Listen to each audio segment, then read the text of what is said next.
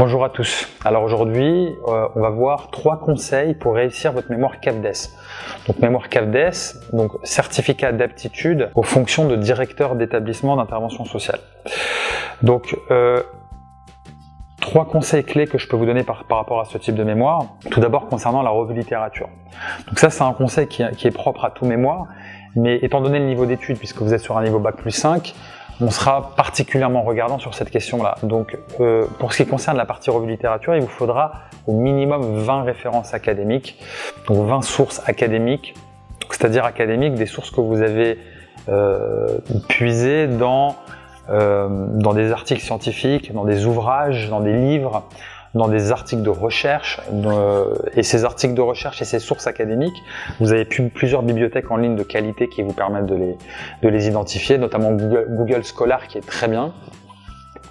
Et ces sources, naturellement, elles vont être récentes puisque votre discipline, votre thématique, le domaine de compétences dans lequel vous rédigez ce mémoire est relativement évolutif en ce qui concerne la dimension juridique, fiscale. Donc je vous recommande effectivement de vous baser sur des sources qui sont récentes, puisque si vous vous basez sur des sources qui sont obsolètes et qui sont caduques au jour où vous rédigez le mémoire, vous vous décrédibiliserez et ça sera une source de critique, voire d'invalidation du mémoire si vous êtes complètement à côté du sujet, parce que les sources ne sont plus du tout valables au jour d'aujourd'hui. Donc des sources récentes et des sources académiques, au nombre d'une vingtaine minimum. Sur un niveau Master 2, c'est à peu près une vingtaine minimum, quelle que soit la formation d'ailleurs. Puisqu'en deçà, on considère que le niveau de diversification des sources que vous apportez n'est pas suffisant.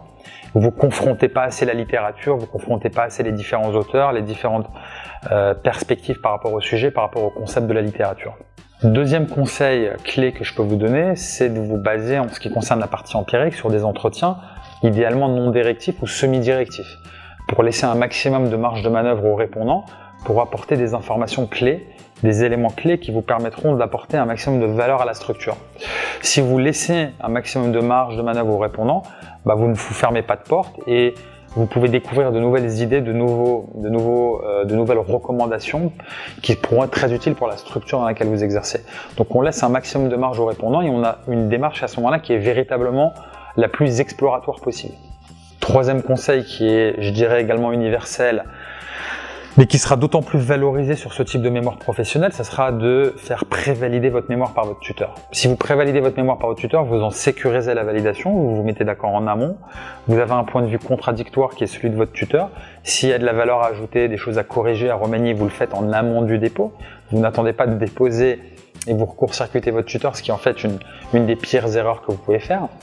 Et vous déposerez vraiment un mémoire qui aura été validé par la personne qui est censée le valider en amont, et vous mettez vraiment toutes les chances de votre côté.